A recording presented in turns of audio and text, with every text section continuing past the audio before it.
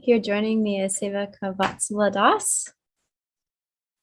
Hare Krishna, all glories to Srila Prabhupada.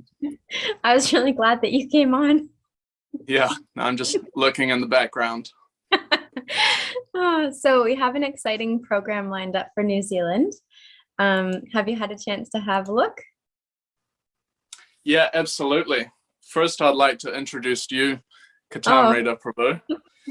So Katamrita Prabhu has her Bachelor's of Fine Arts in Creative Ensemble Devising and has studied teaching and facilitation at Mayapur Institute, India.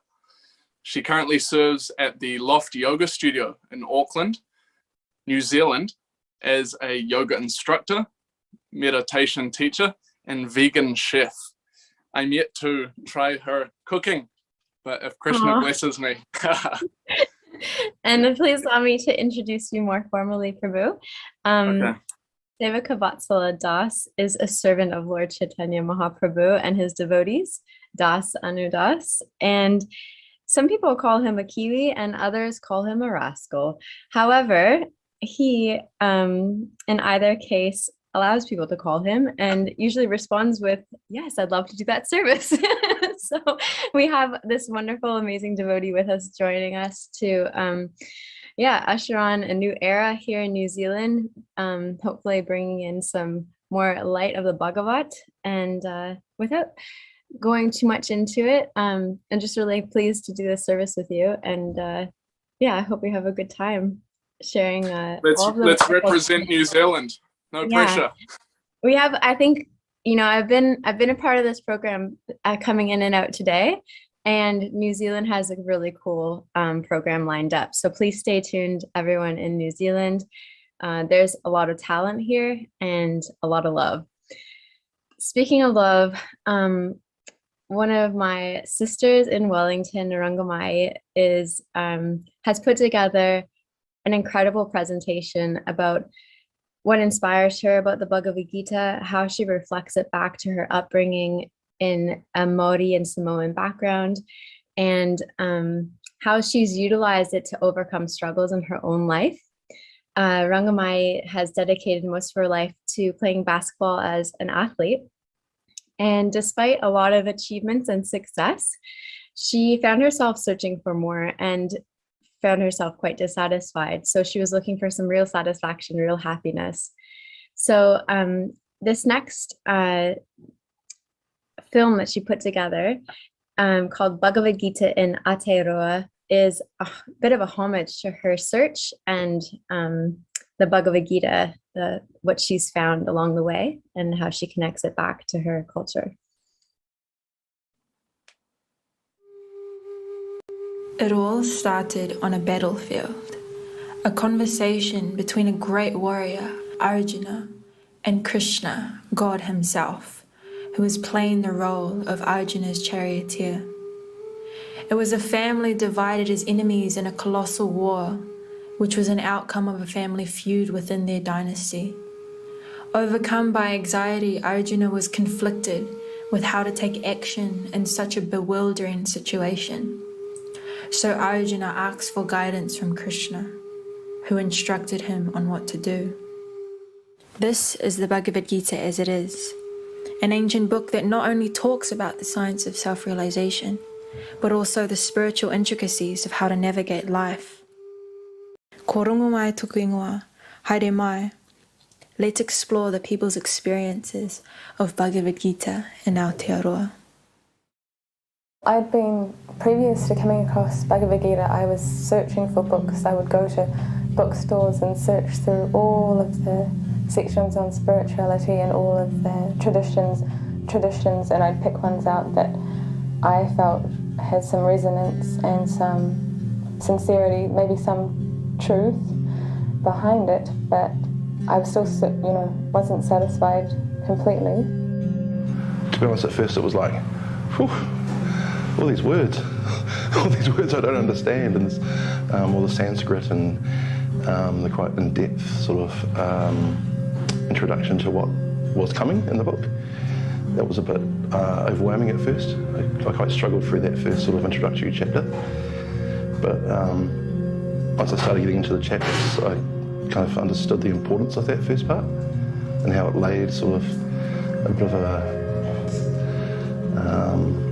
glossary of what was going to be coming up. Bhagavad Gita kind of reinforced the whole sort of materialism sort of world and how we're quite driven by materialism and how we don't need to be. And so that was quite a good sort of refresher of that, because it's quite easy to forget. It kind of makes your life flash before your eyes, because it does touch on the concept of karma, and I came to it wondering, why am I suffering? And then so I was just thinking, oh, it just all made sense, but also considering the different actions that we perform that we think are normal, it was quite shocking to think, wow, I've been living my life, been driving down the wrong road. So that was quite, I mean, I already had a feeling about that, but it just kind of confirmed it, so. Like, it was quite strange. I sort of had a feeling when I was reading it of there was something else going on, like a sort of, now and again I'd have quite intense feelings of realisation. Sometimes I'd have surprise, like I wouldn't quite comprehend, or I'd find it hard to accept what was written there. Yeah, but I'd always finish sort of feeling peaceful and quite sort of centred. It was just a sort of a constant sense of just feeling a bit more in touch with something that I had been looking for but didn't really know how to access. I sort of found myself surprised the effect it had on my sort of consciousness. And it seemed to be kind of all-encompassing. To me, that's what I really liked about it. I didn't feel it related to a specific culture. It was beyond that. That's what really stood out for me, that it wasn't attached to, it didn't seem to be attached to any particular culture. It was for everyone. That's what I really felt when I read it. Like, yeah. A concept that really resonated with me from the Bhagavad Gita was how it acknowledges the different components that make up oneself with real emphasis on the spiritual, your spirituality and your spiritual self. The Bhagavad Gita acknowledges that your spiritual self and spirituality makes the essence of who you are, and sometimes that's forgotten a lot of the time. The link that I found was that the Māori culture also doesn't forget that side. You know, we also have a strong spiritual connection, not only with other people, but also our surroundings as well, which is very similar to the Bhagavad Gita. Yeah, I mean, it changes the way that you live your life and that you interact with others. It helps your relationships, actually, because Bhagavad Gita is all about the ultimate connection. So if we read it, then it will help us with all of our connections in life. Yes, connection. Yeah, that's what we say, whakawhanaungatanga. Who are you? There are so many aspects of a person's life in all ages that they are. Say, for example, our teenagers, our rangatahi, and what you see them going through, and how the connection is not there, so they don't know, so they don't have that sense of being or who they are, and so they lose themselves. So much lostness. I think a lot of our rangatahi or our people in Aotearoa maybe have are able to tap into such a beautiful resource or way of life as like Bhagavad Gita. You know, I think that our suicide rates in Aotearoa are very, very high, and what causes that? Is there a lot of trauma that's going on? Absolutely. That could be a huge, contributing aspect to suicide rates in New Zealand, in Aotearoa. What's going to help out with that? I do believe that if we are able to tap into the fulfillment of a form of spirituality in your life, then that's going to help big time.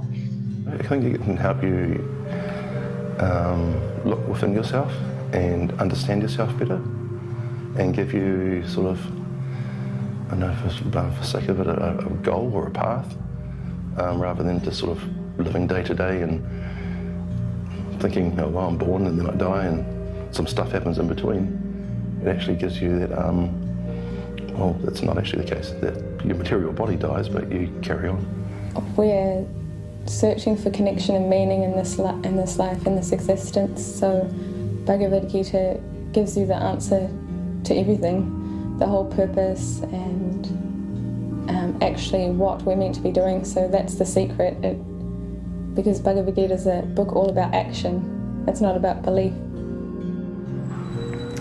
So yeah, in general, I'm kind of probably a lot more peaceful and maybe a bit more tolerant, and I find easier to be compassionate, if that's the right word. To, you know, I guess maybe that's one of the strongest things that came from it is, you know, that feeling or that thought that everyone is the spirit soul and we're all equal, and you know, down to, you know, other beings, non-human and human. I think through spirituality you sort of learn to look at other people differently, maybe be more accepting of the differences in people in different stages of their lives. And it's just nice to know that there's more to this life and this body, and we're all souls, and we've all got a chance to sort of do the right thing and move on and elevate ourselves, and I think it's quite important that we recognise that.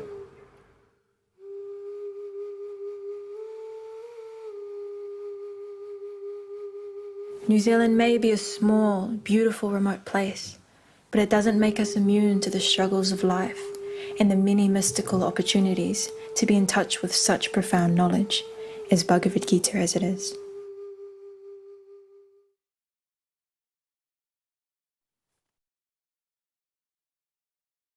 So good. Oh my gosh, that was So good. incredible.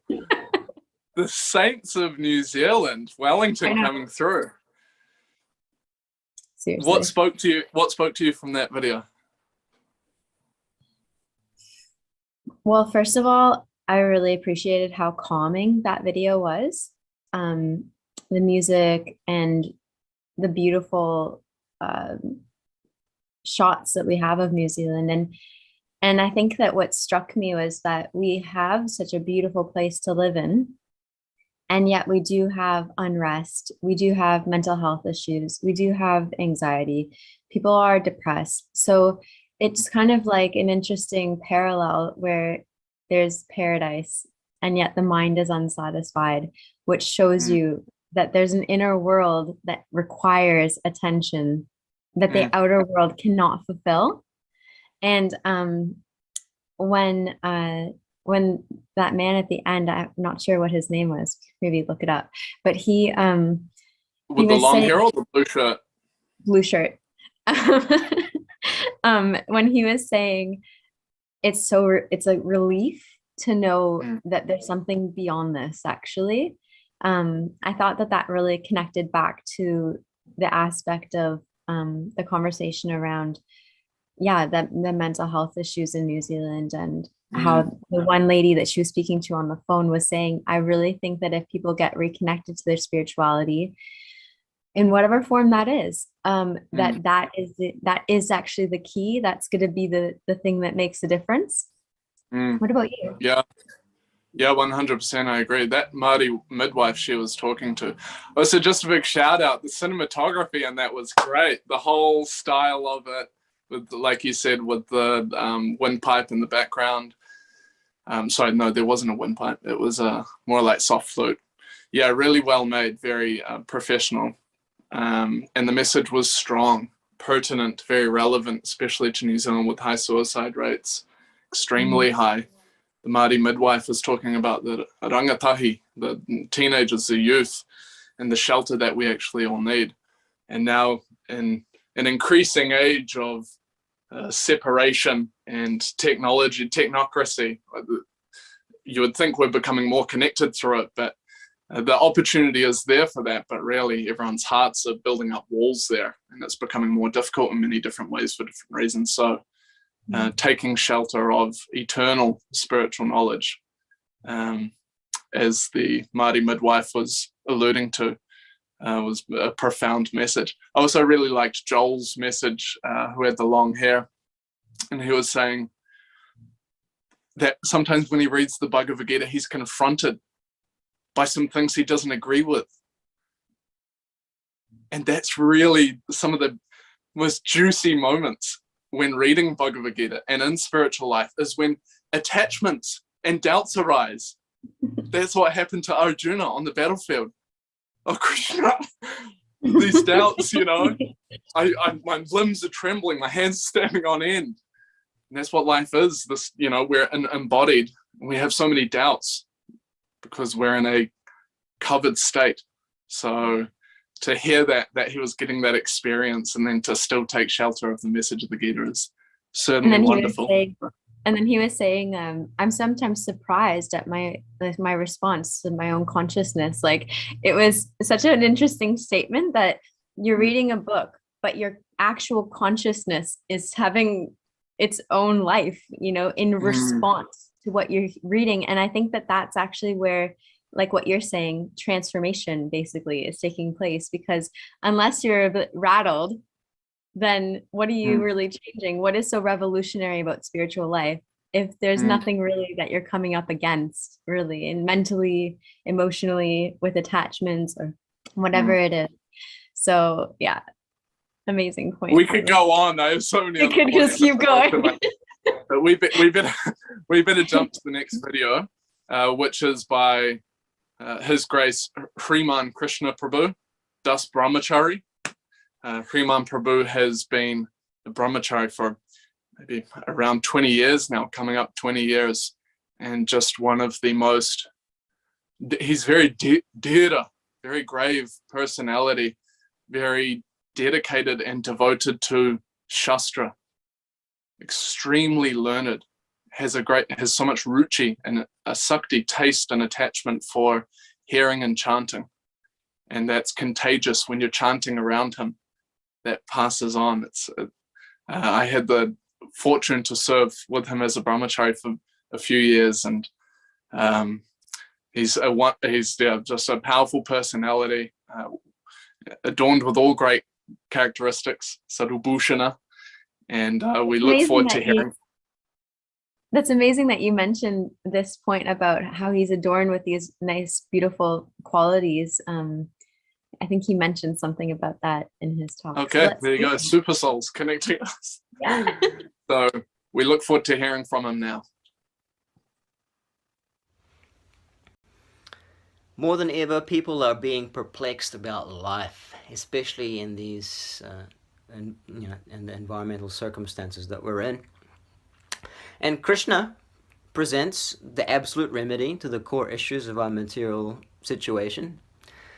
The knowledge in Bhagavad Gita is universally applicable for all times, places, and persons, especially for those who wants to see something more than just, band-aid solutions to all our problems. Now, I meet so many people and they share with me all kinds of speculations on how they're going to make their life or this world a better place. But in order to see significant change in our lives, we need access to some very significant knowledge, some revolutionary knowledge that will reinvent the way we see ourselves and the world. Srila Prabhupada quotes in the preface of the Srimad Bhagavatam, Tadvak Vishargo Janataga Viplavo Yashmin Patishlokam Abhadavatyapi Yamanyantasya Yashon Kitaniyat Shinbanti Gayanti Grinanti Sadava. That literature, which is full of the descriptions of the transcendental glories of the name, fame, form, pastimes of the unlimited Supreme Lord, is a different creation, full of transcendental words directed toward bringing a revolution in the impious lives of this world's misdirected civilization. Such transcendental literatures, even though imperfectly composed, are heard, sung, and accepted by purified persons who are thoroughly honest. So it's always good to remind myself about this revolutionary mood, spirit that Srila Prabhupada has, and it comes out in all his books. His books have that potency to change, revolutionize people's lives from inside out. So it gives me something to be fired up about, something to move and shake about, that we actually have access to knowledge that can inspire so much change in so many levels within people. And everyone in the human form of life should have that opportunity, should have that chance to have their own personal revolution. I remember Martin Luther King once said that if you've got nothing to die for, then there's nothing to live for. And I look around and when I'm distributing books and I scan and look at the people and see, what are these people actually living for? They're working so hard. They're all in anxiety. There's so much stress. They're running around like mad persons. But what are they actually doing all this stuff for? And sometimes I will, blatantly ask them in the exchange, what do you live your life for? I'll ask them. And there's so many interesting answers that you get. Some people will say, well, I live for the animals. I live for the endangered species. Others will say, well, I live for the ecology, the environment, for the mountains and the rivers and oceans. Others will say, oh, I live for my family. I live for my husband and wife or children. Well, some will just say, oh, I live to work. I live to make money and expand my economic empire. Some will blatantly say, oh, I live to bike or surf or travel. And others will say, well, I just live from one weekend to another weekend, one party to another party. And I can see that some of these persons actually have some good intentions, but without any hardcore knowledge about who we are and who is Krishna, there's so many interesting notions of what we're meant to be doing with a very short human form of life. So people must take Bhagavad Gita, and they will have that chance to become honest and purified about their life's ultimate goal. Bhagavad Gita gives us that preliminary knowledge to reinvent the idea of who we are, and then reinvent how we're supposed to interact with the world around us. Now, if people see themselves as these material bodies, all they will do is act in another material way.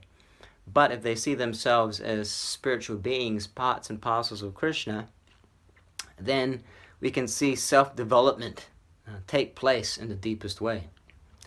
In fact, I met one man several years ago who was just released from prison. I had stopped him on the street, and he told me that he wanted to become a better person. He wanted to change his character. So naturally, I tried to sell him the Bhagavad Gita, and he immediately started glorifying the book. He told me that he had been studying the Bhagavad Gita in prison and showed me all the notes he made in a little notebook, which he always kept inside his pocket. He said to me that the real prison is this material body, and I need to get out. And this book, Bhagavad Gita, taught me how to change my life by how to change the way I see myself. Such a revolutionary concept. The real prison are these material bodies, and I need to get out of the material concept of life. I was so amazed, and I was so happy to hear this man's realizations. He was more than happy to give a donation for a hardback Bhagavad Gita that day, and we exchanged numbers. One more recent example, I met another gentleman in the market, and he also already had purchased a copy of Srila Prabhupada's Bhagavad Gita and was specifically glorifying Srila Prabhupada's purports and how much it's changed his whole perspective in life. And to the extent when actually he wanted to teach this knowledge of Bhagavad Gita to his own children so that they would grow up with this as a fundamental core value for their lives. And so I told him, well, you've got such nice appreciation for Prabhupada and the Bhagavad Gita. I asked him, oh, do you know what comes after the Bhagavad Gita? And he shook his head. So I took him to the back of our van and showed him the entire set of the Srimad Bhagavatam. And I told him, this is the postgraduate study of the Bhagavad Gita. You know, the 12 cantos of this book expand on the 18 chapters of the Bhagavad Gita. And that you can read this book lifetime after lifetime and still not come to the depths of its glories and significance. He was in such ecstasy to see the Srimad Bhagavatam, he immediately took the whole set that morning.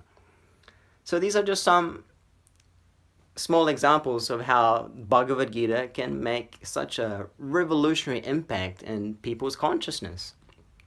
I myself, the first of Srila Prabhupada's books that I read was actually the Bhagavad Gita.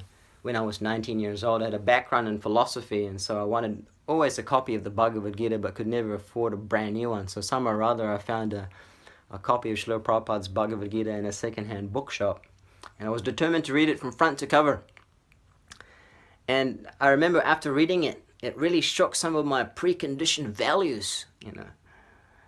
There were certain regulated principles I really had a hard time believing that people actually followed as a teenager, of course. Every time I heard certain regulated principles mentioned in the Bhagavad Gita, my lips would curl in distaste and I spat at the thought. I was convinced the devotees were just pretending to follow them. It was a nice idea, but they were just pretending to follow them. But later I found out they were dead serious. And it's been practically almost 20 years now. I'm still a celibate monk. This is the potency of the Bhagavad Gita. If we take it to heart, it has the power to change our core conditioned values and in turn change our character. Now, I would have never dreamed in my whole life as a teenager of being a monk. Never. It was the last thing in my mind until I came across these ideas from the Bhagavad Gita, and of course meeting the devotees and engaging in devotional service. So much transformation will take place. And Bhagavad Gita has that potential, that potency to decorate one with all the qualities of the Devas in due course, as it's explained in the Bhagavatam, Yasasya Bhaktir Bhagavatiya Kinchana. So if we want to see the best self-development, first everyone needs to let Krishna reinvent the idea of who we think we are. Then there will be eternal, unlimited potential for character development on the spiritual platform. And we have Srila Prabhupada and the Disciplic Succession to thank for this amazing opportunity for everyone in the human form of life. So all glories to Srila Prabhupada, all glories to the Bhagavad Gita. Srila Prabhupada ki jai. Jai. Hare Krishna. Potent, huh? What a point. Transformation. That's a theme that keeps coming up. Mm-hmm. When we invite Krishna into our lives, then transformation will happen. Have you experienced that? I'm a product of Krishna's transformation.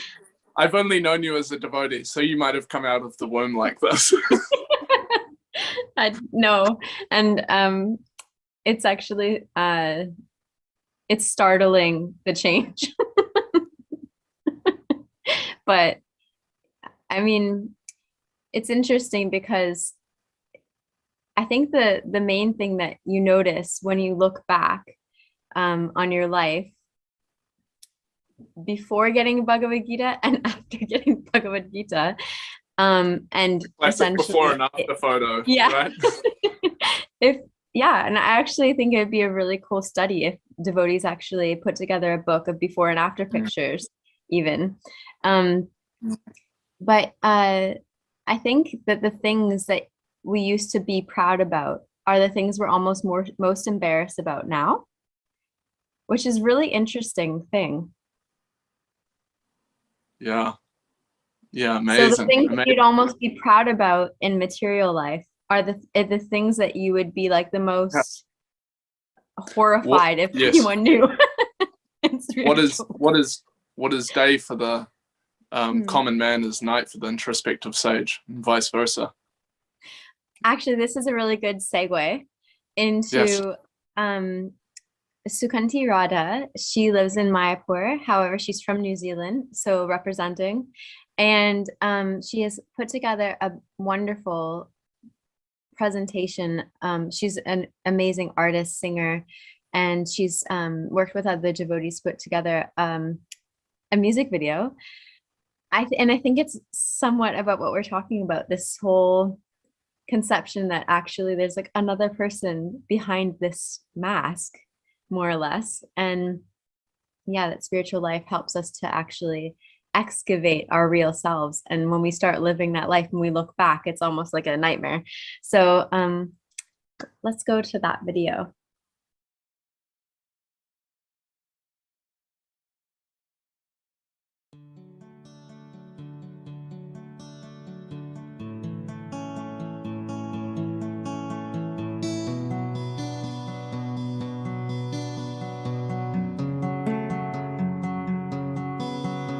Acting in uncertain ways,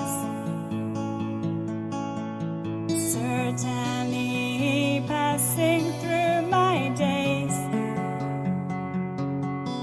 not knowing who I truly am. Does anyone give a damn?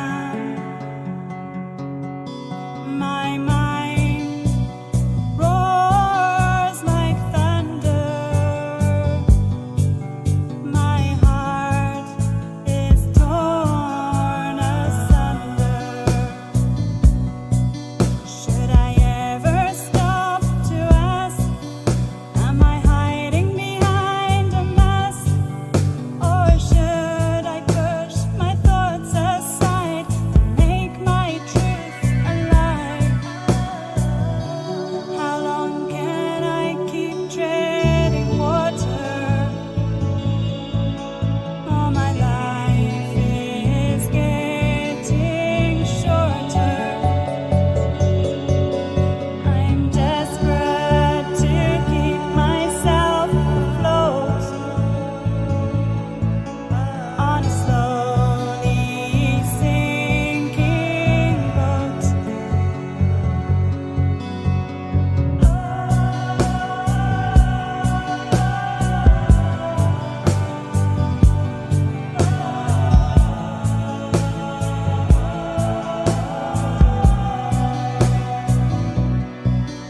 Is this mind and body really all there is to me? Or is there something more that I am longing for? Should I ever stop to ask, am I hiding behind a mask? Or should I push my thoughts aside and make my truth alive? Oh, should I ever stop to ask, am I hiding behind a mask? Or should I push my thoughts aside and make my truth alive?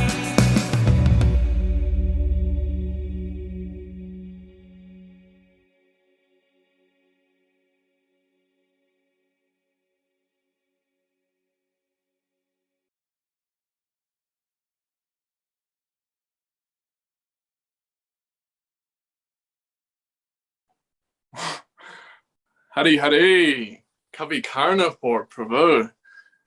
Bhagavan Narada music production.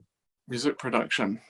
Mhm. Congratulations on such an emphatic production. Mhm. That was Oh. incredibly well made. First of all, the the professionalism behind it was really well. So first we had, sorry, what was the first devotees with the Rangamai.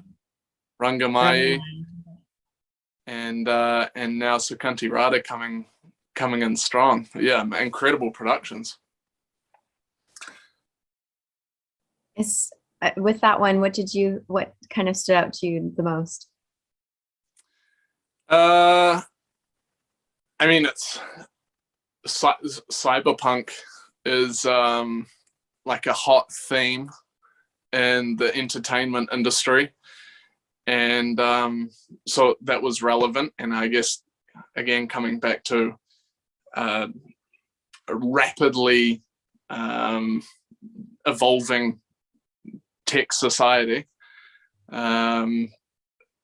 placing the individual within that into a setting where it's, you know, the message of the Bhagavad Gita is relevant. It's like Lord Chaitanya said, preach according to Desha Kala Patra, time, place, and circumstance. You know, so 100 years ago, you showed that to someone 100 years ago, and it's going to look pretty crazy. But for us, you know, for a lot of people, that's like a very exciting and enticing world. Blade Runner, you know, throwback and into the future, and but still, just to round loop there, all the kleshas are still there. Adibautika, Adidabhika, Adhyatmika klesh. Like you were saying about New Zealand, beautiful country, you know, seemingly paradise, but still actually there's so much suffering. So even still in that cyber world where there's so much distraction, bright lights, and advancement, quote unquote, the suffering is still there and the mask is still there. So you can't escape it. I thought it was so cool how the sort of projection of herself was fighting her real self. And it kind of reminded me about how like the ego fights the spirit in a sense. Like our own ego will try to stifle our spiritual growth in a sense, if we let it get out of control. So like I felt that this one character who was the projection of the other, when she was driving after and trying to sort of run over the real self, it was because the ego was so out of control. So yeah. Awesome. Well, we'll move on to the next part of the program here, which is an interview with Surit Krishna Prabhu, who serves at the ISKCON Auckland Temple as the Bhakti Shastri and Nam Hut leader. He'll be further introduced in the piece here. So please enjoy.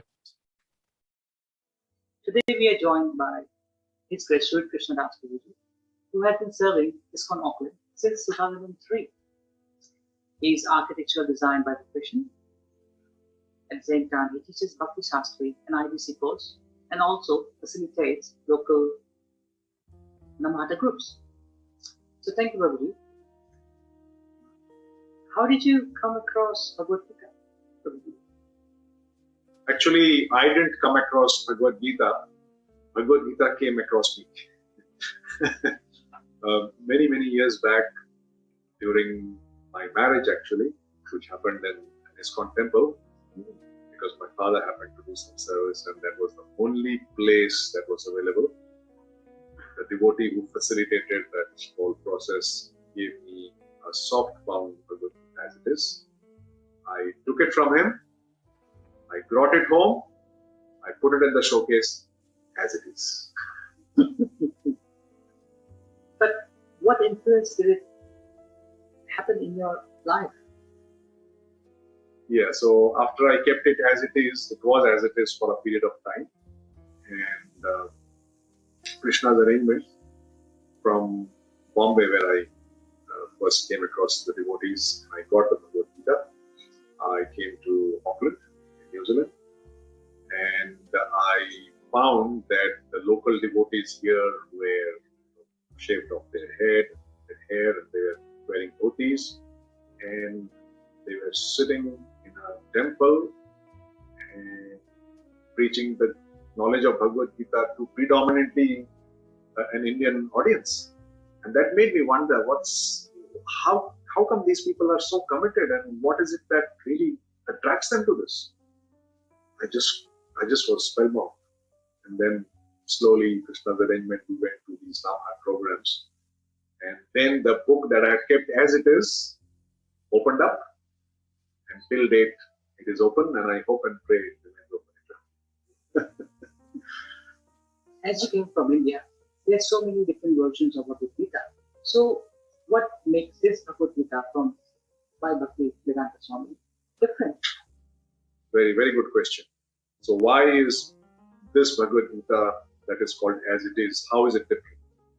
Well, just for the records, when Srila Prabhupada wrote this Bhagavad Gita, this is way back in 1965, there were about more than 650 editions of Bhagavad Gita. So it was not, Bhagavad Gita itself was not new, but as you can imagine, the fruit is known by the taste. So if the fruit is good, that means the tree is good, and if the tree is good, the seed must have been good. So similarly, when we read Bhagavad Gita, the fruit of reading Bhagavad Gita is to become devoted to Krishna. And none of these books actually achieved that goal. So we can understand that they were there in the market, but it was just some personal interpretation of the writers who presented their personal views and speculations, which did not appeal to the heart of it. But when Prabhupada, he wrote it, it was not his speculation, it was not his understanding, but he brought the understanding of the acharyas, of his own guru, of Vishwanath Chakravarti Thakur and all the acharyas in Parampara, and he presented that knowledge in an easy to understand way, so that people can connect to that message and become devoted to Krishna. And the testimony is, as I said, the sweetness of the fruit. What is that sweetness? See the number of devotees that have happened after Prabhupada wrote that book. Even after Prabhupada left the planet, there are just devotees happening left, right, center.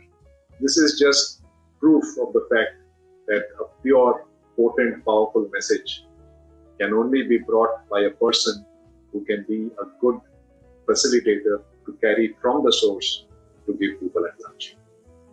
That's why it's as it is. Right. So, as you've been teaching Bhakti Shastri for such a long period of time, what is your favorite verse and why the verse? Many favorite verses, but one verse that really caught my attention, and it's still my favorite, and a lot of the devotees they find this, is the last verse of the Gita. It is very easy to memorize, and it's got 4 things that Krishna mentions that you will get as soon as you connect yourself to Krishna. Yatra Yogeshwara Krishna, Yatra Patho Dhanurdharaha, Tatra Sri Vijayo Bhutir, Dhruva Nitir Matir Mama. So Krishna says that in fact Sanjay says that wherever there is Krishna and wherever there is Arjuna, meaning wherever there is the Supreme Lord and whenever there is pure devotee, 4 things happen. Sri, Vijaya, Bhuti, Dhruva, Niti. So Sri, there's always opulence. You'll never have any problems in your needs being fulfilled. Sri, Vijaya, you'll always be victorious. Third, Sri, Vijaya, Bhuti, extraordinary power. We are always wanting help, but Krishna is there to give us that help. Not only give us help, give us extraordinary power to do what we want to do. And 4th, morality.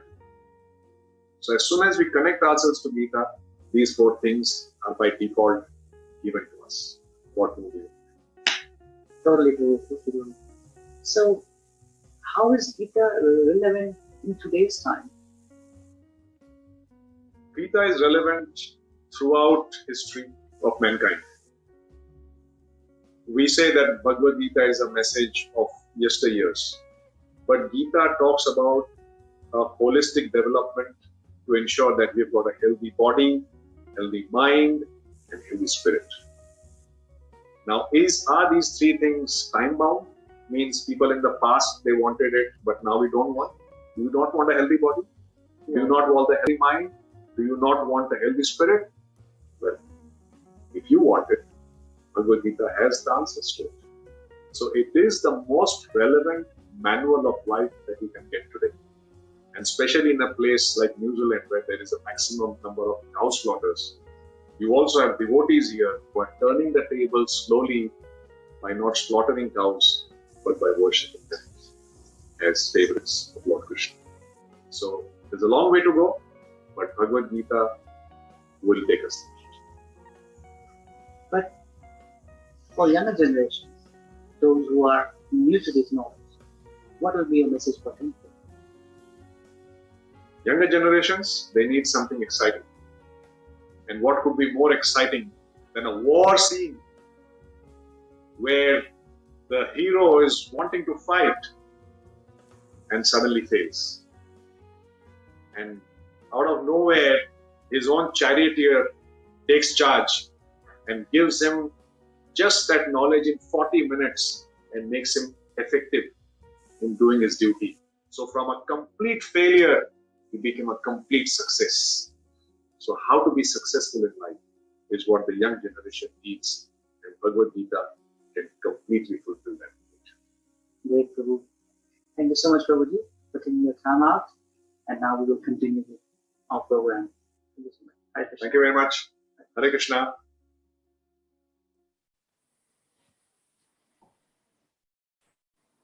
Amazing. Yeah, Really- rock and roll straight into the straight power punches. Where there is the Bhagavad Gita, there is morality. So it's kind of aligning with our theme of transformation, because yeah, there's so many things that we could be successful in doing, but not be moral, which isn't actually a complete success in a sense. So yeah, the Bhagavad Gita helps us to align ourselves with what real success is actually. And then also following that, it'd always be moral. Yeah, absolutely. Okay, we've got, what have we got up next? You We got it have there? our wonderful teacher, David Murti Swami Maharaj, has put together a little section about the Bhagavad Gita, the difference between material and spiritual satisfaction. So let's go over to that. Just Here's an interesting way to compare so-called material satisfaction with the spiritual satisfaction that we'll begin to talk about. You're never satisfied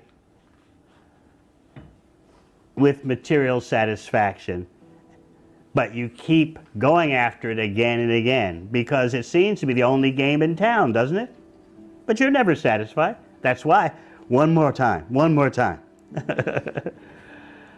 Or as they say in the city of my birth, New York, one more, one more.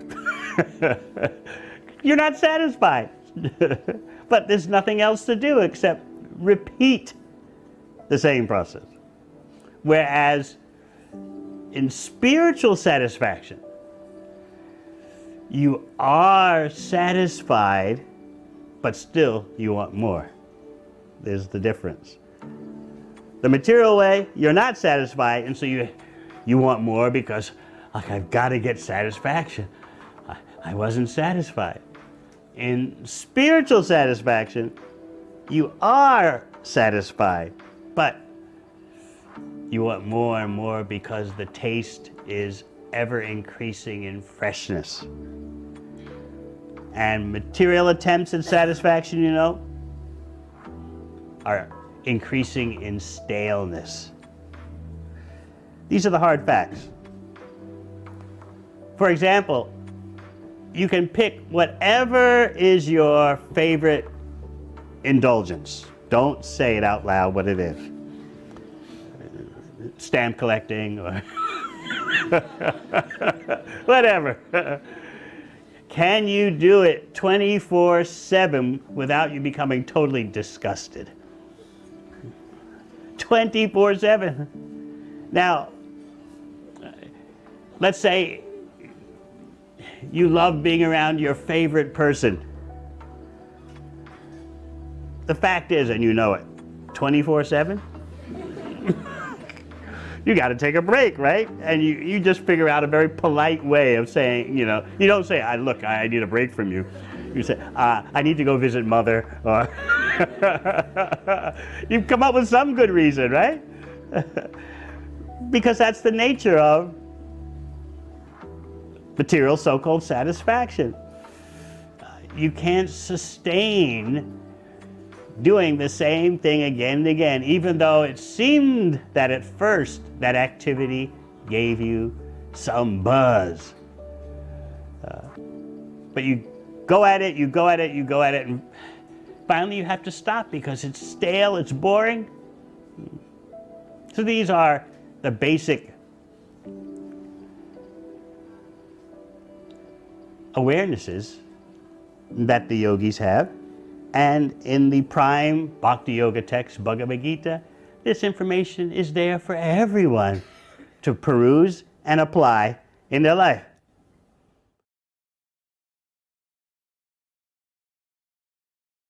All victory to His Holiness Devamrita Swami. Right.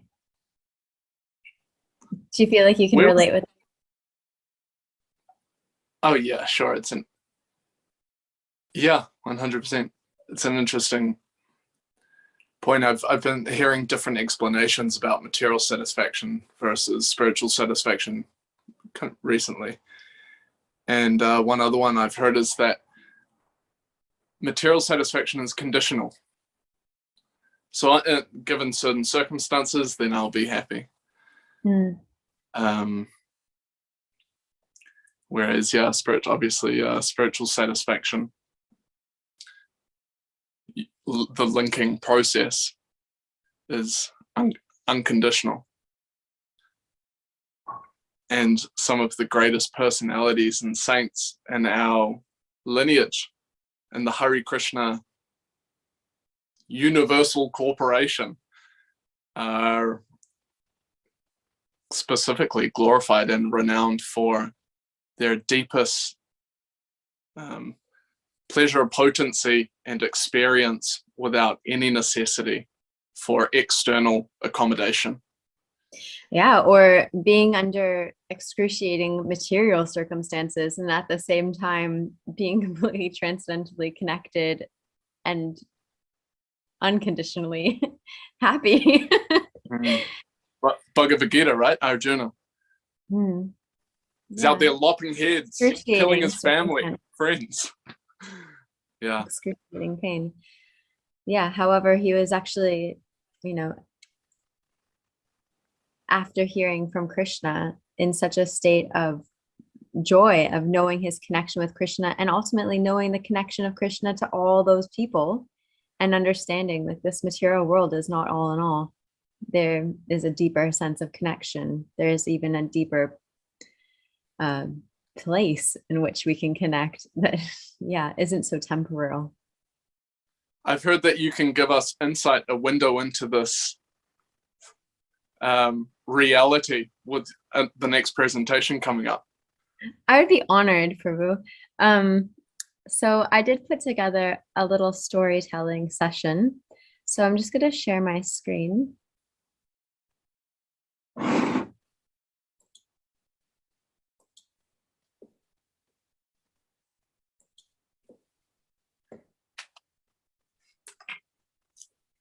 And bring you through some of my reflections and thoughts. I really loved this title, Bhagavad Gita and Aotearoa. So just keeping it close to home, but also I think this is a transcendental message, goes beyond all borders. So wherever you are in the world, hopefully this will relate with you as well. So in Aotearoa, there is a deep sense of spirituality. The Maori people who were the Aboriginals to this land, they have a deep sense of connection with the earth, with the water, with the trees, the life, and the dominion of those places. So there's a great deal of respect in honoring the spirit.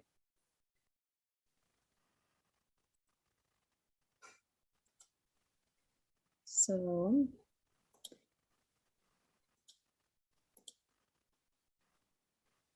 one of the many phrases for this is mahitahi, which means that it comes from a sense of a deep understanding that we're better together, and not just us as people, but us as living entities, that we share a common spirit, and that common spirit is within all living entities, within the tree, within the grass, within the birds, within the bees, within the flower, within the sun, within the moon, the stars, and this deeper sense of unity in diversity, this spirituality which penetrates all living entities, is brought up in Maori culture as well. I don't know te reo so well, but I can try to pronounce this phrase. So, ki te kotahi, te ka kaho, ka fati, ki te ka puia, e kore, e fati. When reeds stand alone, they are vulnerable, but together they are unbreakable. This unbreakable sense of unity is a part of what brings us as spiritual entities into the realm of love, into the realm of experiencing a deep sense of connection with one another and with our physical world around us, as well as a deeper spiritual nature which underlies it. However, that connection seems to be weakening. And through this presentation that we've been making tonight, through our friends in New Zealand and the devotees here, we've been constantly bringing up this sense that maybe in mental health, maybe in the relationships that we have, that there could be a deeper sense of connection. So there's this wonderful story that I heard Radhanath Swami talk about. He's a wonderful personality. And I thought to relate it back to an experience I had. So he was saying, and he had a friend who he would go through walks in the redwood forest in California. And I was lucky enough to go through the redwood forest here in Rotorua. And I had heard a very similar story from this guide. And he explained that there is a secret to the forest, a secret of unity, a secret of strength. So the redwood forests, the forests in New Zealand, they actually go through quite a lot with the weather changes here. There can be wild storms, fire, earthquakes. However, these redwood forests, they stand very tall. And he was explaining that they can withstand so many things. But what is it? They must have very, very deep, deep roots. But the answer is that actually their roots are very shallow, and yet they're still able to withstand all of this stress from the environment. And he explained that the reason why they're able to do so is because their roots flourish underground by connecting with one another into tight, interjoining knots. Not unlike what our hands look like when we're joined together. And that is their strength, is their unity. And that is also our strength, when we're able to trust one another, when we're able to rely on one another, when we're able to take shelter of one another in weak moments, when we need guidance, when we need love, when we need strength, that we can turn to one another and get spiritual wisdom, we can get spiritual insights, we can be reminded of who we are spiritually. However, it's quite often that we're turning to one another these days. And we're at a intersection of values, perhaps interests, maybe just we're distracted or uninterested, and maybe just caught up in our own selfish pursuits sometimes. And it's really on a bigger level as well, with the world around us, how we treat the earth, how we treat the animals, how we treat nature. It comes down in how we treat one another, how we're treated. And the Bhagavad Gita has this wonderful way of trying to help us to understand what it is that we're striving towards. What is the goal?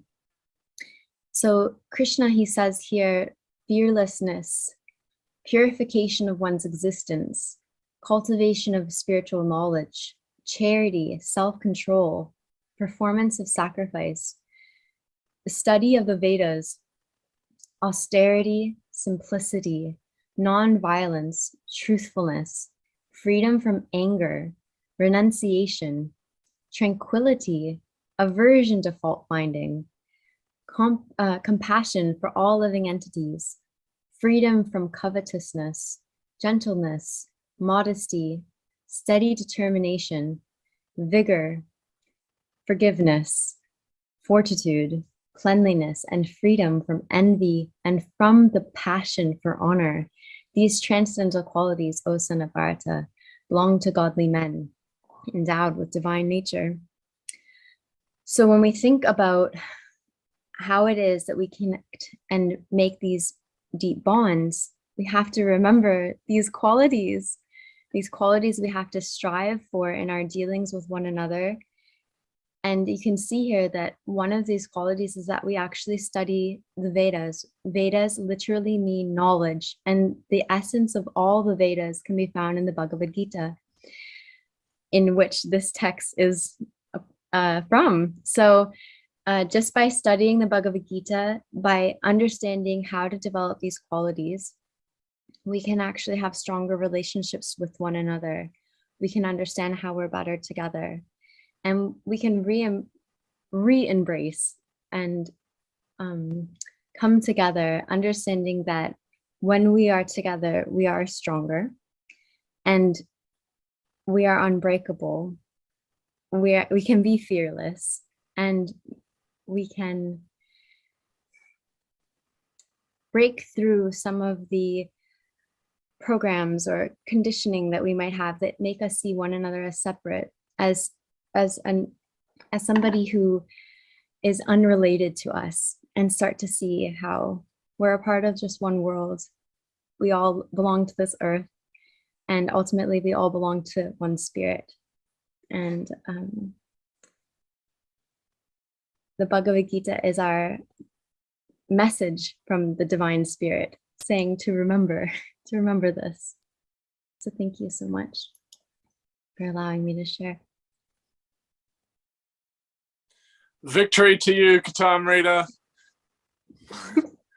By golly, if anyone follows all of those instructions, you'll be in a good situation. Recommended. A+, trade again. I mean, I'm just trying to myself follow these instructions, but at least we have this knowledge, so we don't have much of an excuse, right? Yeah. One thing to hear it, one thing to live it. How do you go from hearing that to living that?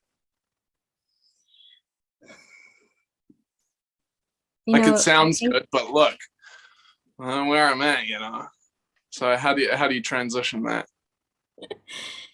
Well, what do you think? I could tell you how I might help myself, but I'm also interested in. Yeah, absolutely. No, I'm your student, so I'm here to ask questions and to listen. Certainly not. I mean, I can only speak from personal experience that, if you're trying to be forgiving, for instance, it also means that you also seek forgiveness, I think. You can't actually be much of a forgiving person if when you make mistakes, you don't ask to be forgiven. Because when you have to go outside of yourself to ask somebody else to forgive you, and you're really hoping that they do, then it helps you to understand how painful it would be if, the tables are turned, and how that person might feel if you don't forgive them. So I think that I always try to, I guess just in my own experience, that there's always a counter to everything, and that it kind of comes full circle when you embrace the whole package. And that's our promotion tonight, folks. Embrace the whole package. It's on special. It's free. Actually, the only cost is your willingness. Yeah, the only price is your faith. There was a comment that I saw in thank Baba Sundhi. Yes, big shout out to Baba Sundhi. who helped to organize our New Zealand Yatra. And I also just wanted to say, I saw here in the comments to the YouTube that there's a free Gita course that's put on. It looks like the BBT has posted that on YouTube. So if you can scroll down into the comments section or the live stream chat, you can see www.worldgita.com/Gita-101. And you can get your 101. I mean, I don't know whether it's 101 to be honest, but anyway, I'm sure they're going to hook you up with some really good knowledge in the Bhagavad Gita. So get your free Gita and course. I think you get a free Bhagavad Gita as well. That sounds like a good deal. Fantastic. Yeah, it's the Christmas special. Great. Sentence come early, everyone. Get in there.